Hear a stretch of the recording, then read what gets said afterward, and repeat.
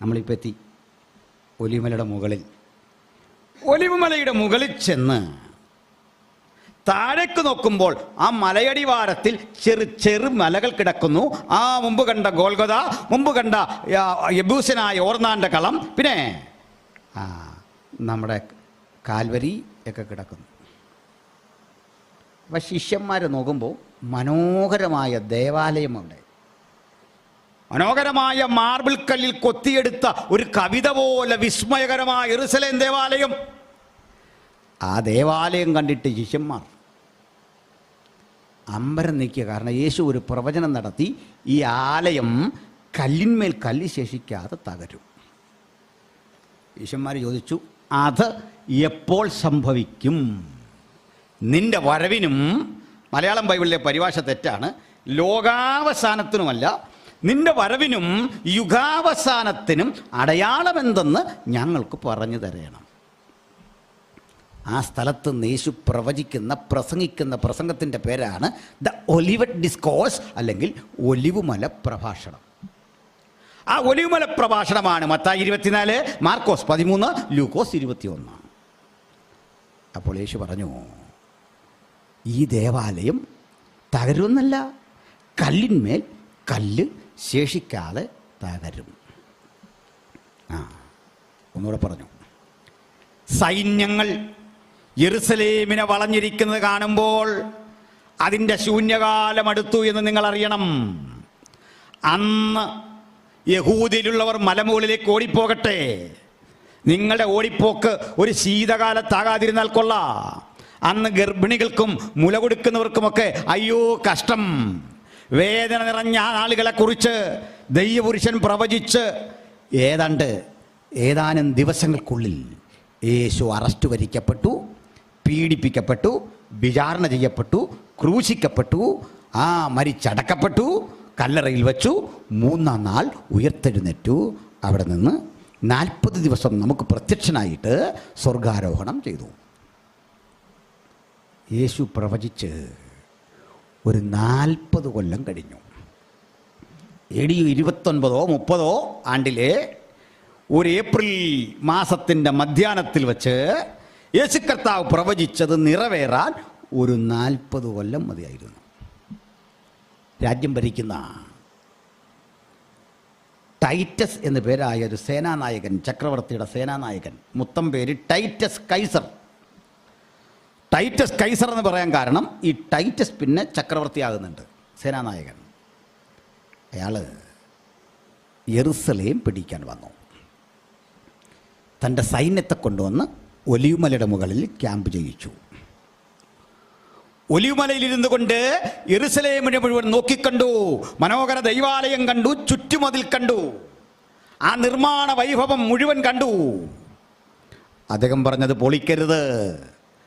താൻ ആരാധിച്ചു പോരുന്ന അപ്പോളോ എന്നൊരു ദേവനുണ്ട്, സെയൂസ് എന്ന് പറഞ്ഞ മറ്റൊരു ദേവനുണ്ട്, അവർ ആരാധിച്ചു പോരുന്ന ദേവീ ദേവഗണങ്ങളുണ്ട്. അവരെയൊക്കെ ആരാധിക്കാൻ പാകത്തിന് ഈ ദേവാലയത്തിൽ നിന്ന് സത്യദൈവാരാധന മാറ്റി ഇവയൊക്കെ തിരിച്ചു കയറ്റണം. ദേവാലയം പൊളിക്കരുത്. കീഴടങ്ങാൻ സമയം കൊടുത്തു, ആരും കീഴടങ്ങുന്നില്ല. ടൈറ്റസ് വിട്ടില്ല. 4-5 മാസം ഉപരോധം ഏർപ്പെടുത്തിക്കൊണ്ട് സൈന്യത്തെ ഇതിനു ചുറ്റും കൃത്യമായ കാവലാക്കി. 5-6 മാസത്തിലെ ചെറുത്തുനിൽപ്പിനിടയിൽ ആഹാരപദാർത്ഥങ്ങൾ തീർന്ന് ആളുകൾ വിഷമിച്ചു. പട്ടിണിയുടെ ആധിക്യം അകത്തെങ്ങും ബാധിച്ചു. പട്ടിണി നിമിത്തം പ്രതിരോധം നഷ്ടപ്പെട്ടു. കോളറ പോലെയുള്ള മാരക രോഗങ്ങൾ പിടിപെട്ടു. രോഗങ്ങൾക്ക് വിധേയരായി പലരും മരിക്കുമ്പോൾ ആഹാരത്തിന് വേണ്ടി വിഷമിച്ച് ആദ്യഘട്ടം താഴെ വീണ് കിടക്കുന്ന ഒട്ടകങ്ങളുടെ മാംസം ഭക്ഷിച്ചു. ഒട്ടകങ്ങളുടെ ചീഞ്ഞഴുകിയ മാംസം മാത്രമല്ല, പട്ടിണിയുടെ ആധിക്യത്തിൽ സ്വന്തം ചെരുപ്പ് അവർ കടിച്ചു മുറിച്ചു തിന്നു. കുറേ കഴിഞ്ഞ് നിലത്ത് വിടരുന്ന പുല്ലുപോലും പറിച്ചു തിന്നു. അവ ധരിച്ച വസ്ത്രം പറിച്ച് അത് തിന്നു. ഈ വിധത്തിലൊക്കെ വിശപ്പടക്കിയ കഥ റോമൻ ചരിത്രകാരന്മാർ വേദനാജനകമായി എഴുതി. എന്നിട്ടും ചില ചെറുത്തു നിന്നു. ആ ചെറുത്തുനിൽപ്പുകളുടെ ഒടുവിൽ ദേവാലയത്തിൻ്റെ ചുറ്റുമതിലുകളെ മുഴുവൻ ഭേദിച്ചുകൊണ്ട് ഈ സൈന്യമകത്തേക്ക് കടന്നു. യേശു പറഞ്ഞിരുന്നു, സൈന്യങ്ങൾ യെരൂശലേമിനെ വളഞ്ഞിരിക്കുന്നത് കാണുമ്പോൾ അതിൻ്റെ ശൂന്യകാലമടുത്തുവെന്നോർക്കണം. ഇന്ന് രാത്രി പ്രവചനത്തിൽ വിശ്വസ്തനായവൻ, വാക്കു പറഞ്ഞാൽ മാറാത്തവൻ പറഞ്ഞതെന്തോ അത് AD 70 സംഭവിച്ചുകൊണ്ട് യെരൂശലേമിൻ്റെ സേനാനായകന്മാരും സൈന്യം ഒന്നടങ്കം ഈ മേഖല വളഞ്ഞു. ഒടുക്കം യെരൂശലേം തകർന്നു. സമയക്കുറവുണ്ട്, വേഗത്തിൽ പറഞ്ഞുവിടാം. മനുഷ്യ ശരീരത്തിലേക്ക് കുതിരകളെ പായിച്ചു കയറ്റി ചെറുക്കാൻ നിന്നവരെ വാളിൻ്റെ വായ്ത്തലയ്ക്ക് വെട്ടി യെരൂശലേം ചോരപ്പുഴയായി മാറി. ആണ്ടിലൊരിക്കൽ മാത്രം അഹരോൻ കടക്കുന്ന, മഹാപുരോഹിതൻ കടക്കുന്ന അന്തർമന്ദിരത്തിലേക്ക് ചോരയണിഞ്ഞ പാദങ്ങളോടെ റോമൻ പട്ടാളക്കാർ ഇരുമ്പ് ബൂട്ട്സിട്ട് ചവിട്ടി മലിനമാക്കി തലങ്ങും വിലങ്ങും ഓടി അന്തരീക്ഷം മുഴുവൻ മാറ്റുമ്പോൾ അരണ്ട വെളിച്ചത്തിൽ അകത്ത് നടക്കുന്നൊന്നും കാണാൻ കഴിയാതിരുന്നപ്പോൾ ഒരു പടയാളി തീപ്പന്തം ജ്വലിപ്പിച്ച് ഇങ്ങനെ വീശി അകത്തെ കാഴ്ചകൾ കണ്ട് സൈന്യത്തെ നയിക്കുമ്പോൾ പന്തം കയ്യിൽ നിന്ന് വഴുതി തിരശീലക്ക് തീ പിടിച്ചു. ആഞ്ഞു കത്തിയ തീയിൽ ദേവദാരു പലക കൊണ്ടുള്ള മച്ചും അതെല്ലാം കത്തി.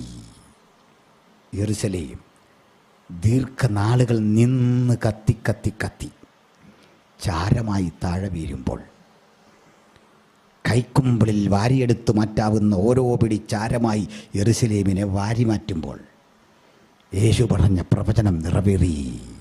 ഈ ദേവാലയം തകരും. വീണ്ടും തീയെല്ലാം അണഞ്ഞപ്പോൾ ആരോ ടൈറ്റസിനോട് പറഞ്ഞു, പ്രഭോ, ഇതിൻ്റെ ഉള്ളിൽ വിലമതിക്കാനാവാത്ത സ്വർണ്ണ നിക്ഷേപങ്ങളുണ്ട്. തീയിൽ കത്തി വെന്തുരുകി ദേവാലയത്തിൻ്റെ അടിത്തറയിൽ സ്വർണ്ണക്കട്ടിയായി സ്വർണ്ണത്തരികളായി കിടന്നേക്കാം. അതെടുക്കണം.